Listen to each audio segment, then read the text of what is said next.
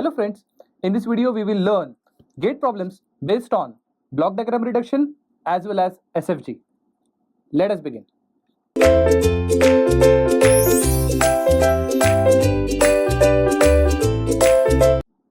Look at the first problem. Three blocks, that is G1, G2, G3 are connected in some fashion such that overall transfer function is, so as you can see, some transfer function is given. Which one of the following statement is true? If you go through those options, you will find that, let's say option A, G1 and G3 negative feedback in parallel with G2. So in a way, what used to happen so far, they used to provide you a block diagram, and after solving that block diagram by applying block diagram reduction rules, we reduce the block to one, and the content of that single block is what we called as overall transfer function. But this is something reverse we have to follow. This time the overall transfer function is given to you and you have been asked to identify what was the structure of block diagram before we reduced it. So let us write the overall transfer function first once again.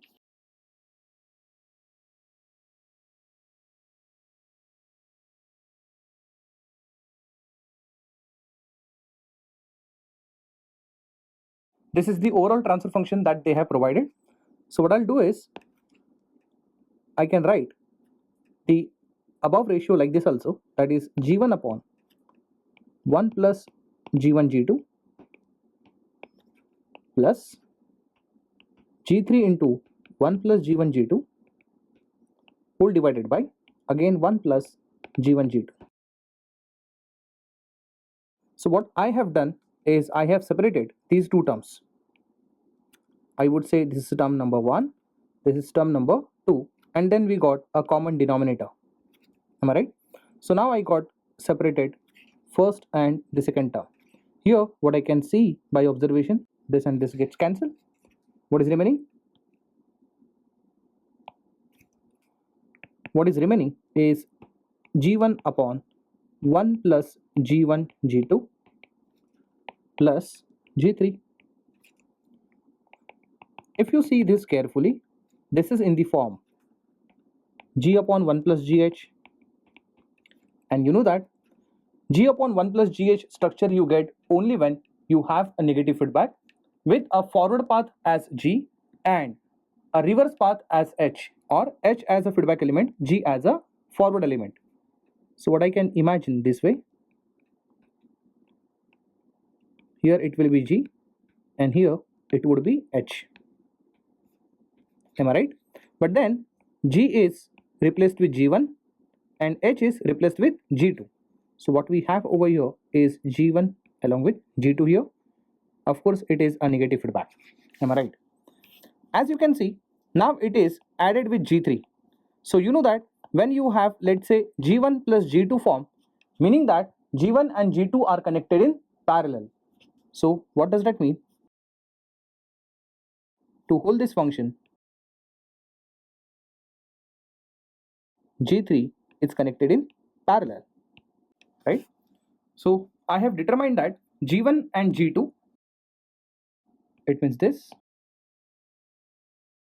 are in negative feedback, and this overall function is in parallel with G3. So this whole is in parallel with G3. Let's go through the options and select the correct one. So as you can see, it is matching with option B, where G1 and G2 are in negative feedback and this whole function is in parallel with G3. I hope you understood this. It was a very easy question. Let us move to the next. A system is governed by the equation, and if you go through those equations, let me tell you, this is actually related to state space analysis. So these are basically state space analysis. This state space analysis chapter we are going to learn at the end, but right now I have taken that question here because the same question we can solve very easily by using signal flow graph also. But how to solve it using SFG, let us understand it. First of all, to solve such questions, we need to understand how many states are there. Of course, I'm going to tell you what is exactly meant by states, but then here you have to only understand for this problem point of view, those variables are considered as states where there is a dot on the head of it. For example, as you can see, there is x1 dot and there is x2 dot. Then these are called as states.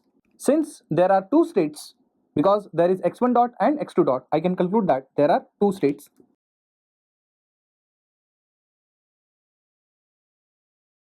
X1 dot and x2 dot. So I have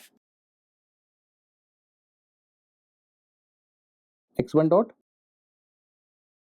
and I have x2 dot.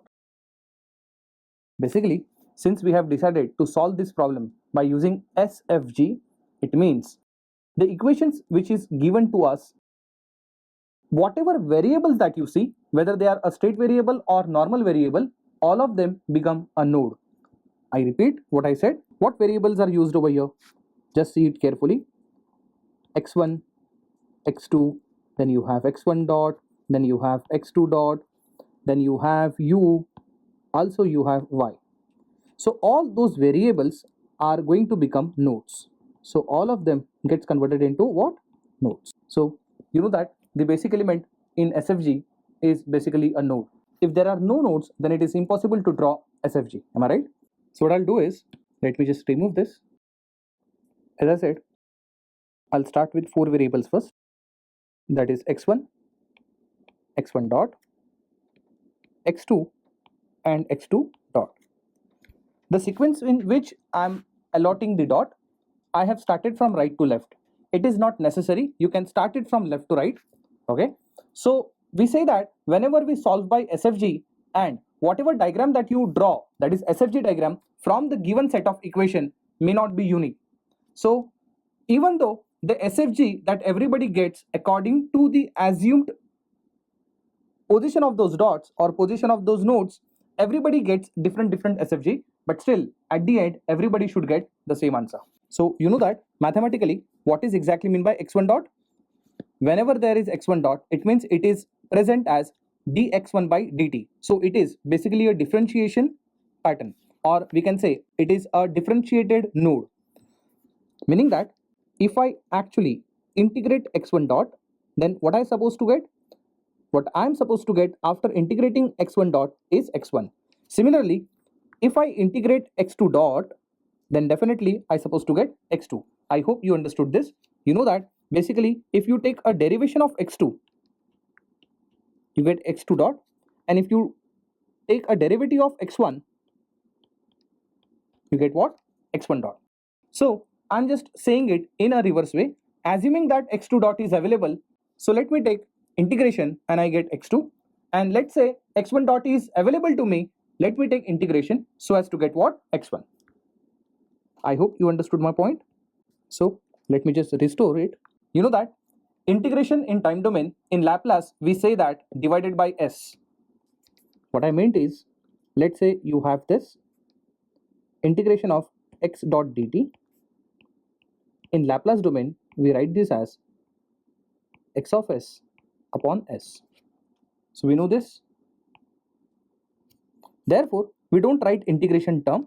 What we write is divided by s, or 1 by s. Again, why Laplace domain? Of course, whenever we solve block diagram or whenever we solve SFG, we make sure that each and every element should be in Laplace domain. So let me write this way. 1 by s indicates it is an integration term. I hope you understood this. So let me remind you the x1 dot equation. X1 dot equation was twice of x1 plus x2 plus u. X2 dot equation was minus 2x1 plus u, and the equation of y was simply 3 times x1. So let us see. So look at this equation, that is x1 dot equation. What is that equal to? When I'm saying x1 dot equation, it is equal to twice of x1. Then what I can do is I can draw such element, that is twice of x1. I'm sure if you have watched the introduction to SFG lecture, there I have given you the training. What if the differential equations, or what if the mathematical expression is given to us and how to jot down the SFG, right? So this is how we construct SFG. So I'm done with this. Also x1 dot is equal to x2. So I'll again draw an incoming path from x2 to x1 with gain equal to 1. Why gain equal to 1? Because here coefficient is 1. Plus u. Now let me tell you, u stands for input and y stands for output. Then I have to again include two nodes which are input node and output node. So again x1 dot is equal to 1 time u. I can draw this way. Is that right? So I'm done with first equation. Let me go for second equation. X2 dot is equal to minus 2 times x1. So x2 dot is equal to minus 2 times x1.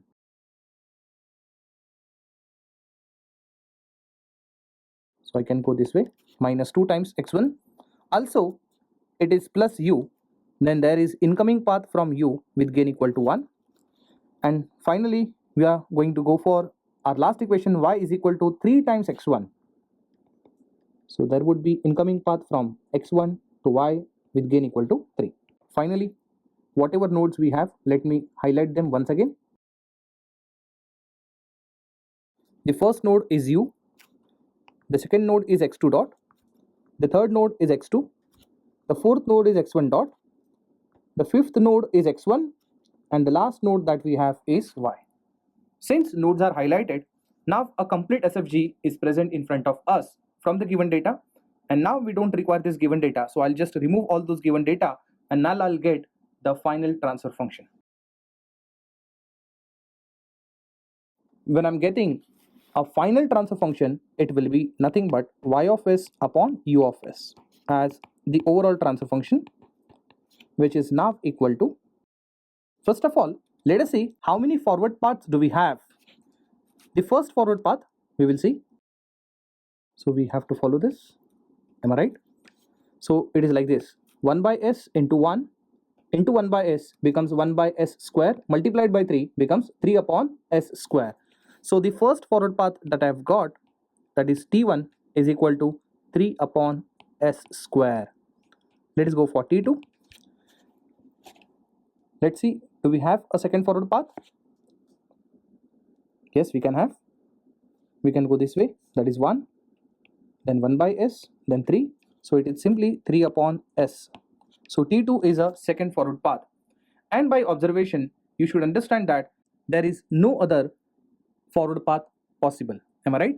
So our transfer function formula gets limited to t1 delta 1 plus t2 delta 2 whole divided by delta. So the formula remains like this: t1 delta 1 plus t2 delta 2 whole divided by delta. Now for this I have to get delta also, and to get delta, you know that you require what? Loops. Let us see. As you can see, this is the first loop, and then this can be taken as a second loop. So as you can see, there are only two loops, that is L1 and L2. So before we go for delta, let me write L1. The value of L1 is 2 upon s, and let's see what is the value of L2. L2 is that loop which is a bigger one loop which I have shown. See, I can go this way: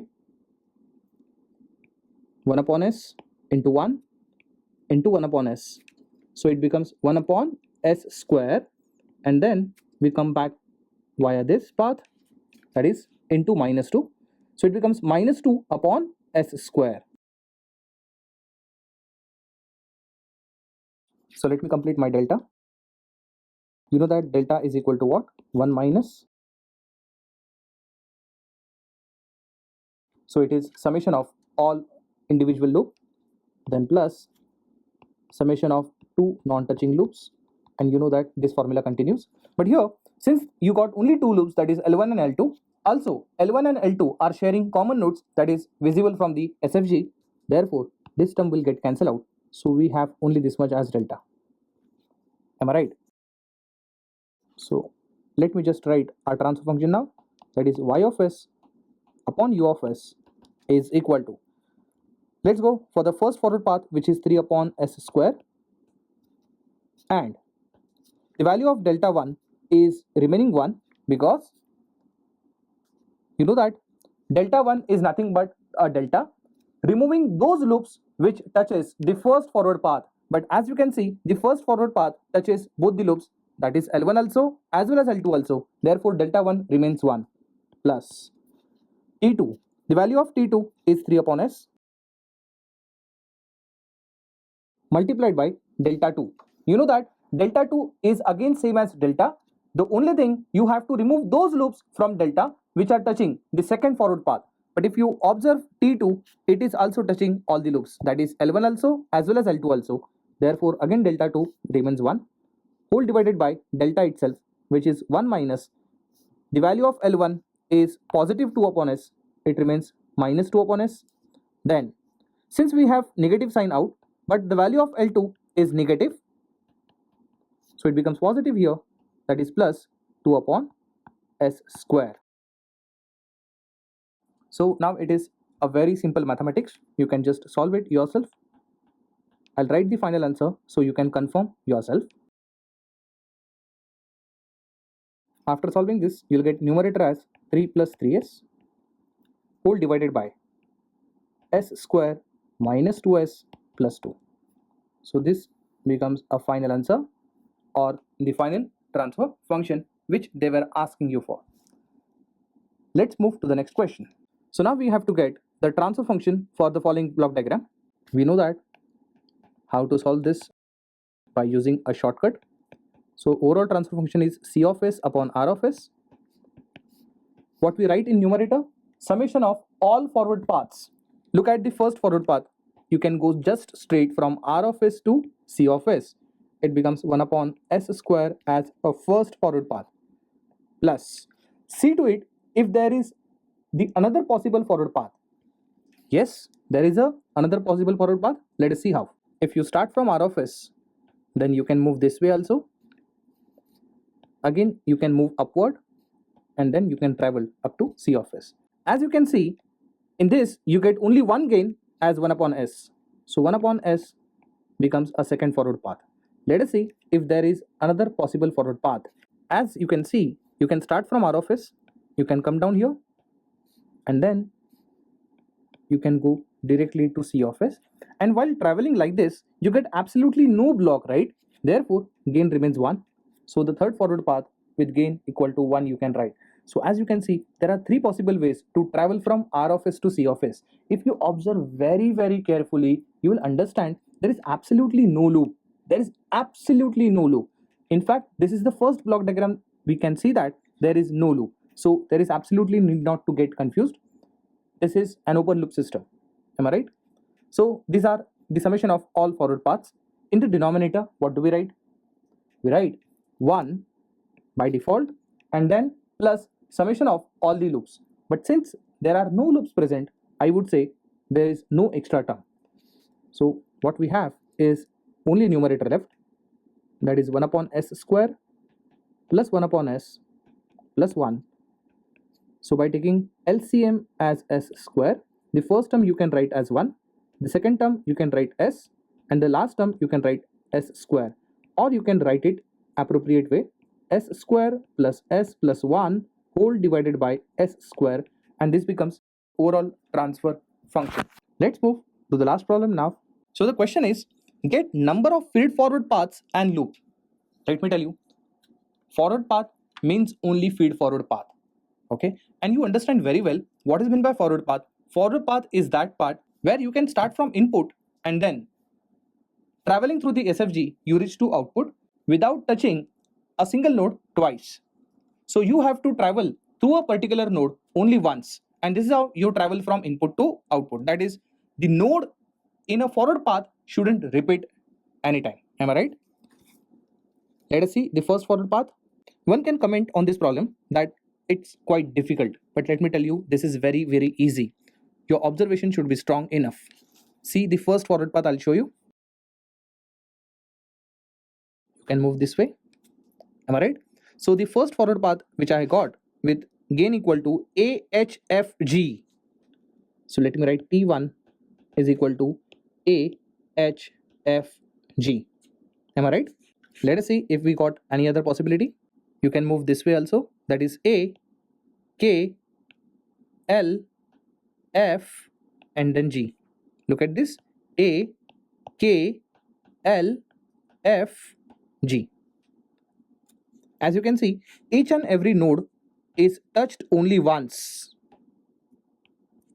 But at the same time, you have to make sure that you have to reach to output somehow.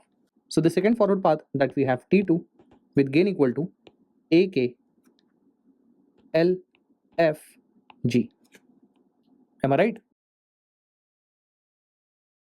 Let's see if we have one more option. If you observe carefully, you can move this way also. That is A, B, D, then F, and then G. I hope you understood. It is A, B, D, F, G. I hope you understood this. Let us see if we have one more path. As you can see like this: A, K, M, G. Very simple. A, K, M, G. This is also the forward path possible. So T4 is simply A, K, M, G. And by also observation, you will understand that there is no other possible forward path. They were asking you number of feed forward paths. So answer for first is 4. And now we have to find number of loops. So let's see loop number 1. It's a very simple loop, Mn. The second loop you can observe, that is a self loop C. Third loop, as you can see, D, and then back to the same node, that is DE. Look at L4. The fourth loop can be considered like this: L, F, and then N. So like this: L, F, and then back from the N. So L, F, N can be considered as a fourth loop. And there is no other possible loop also. So there are total 4 loops and 4 feed forward paths. So answer that you have to choose from the given options is 4, 4. I'm sure now you are comfortable with block diagram reduction also, as well as SFG also. Thank you.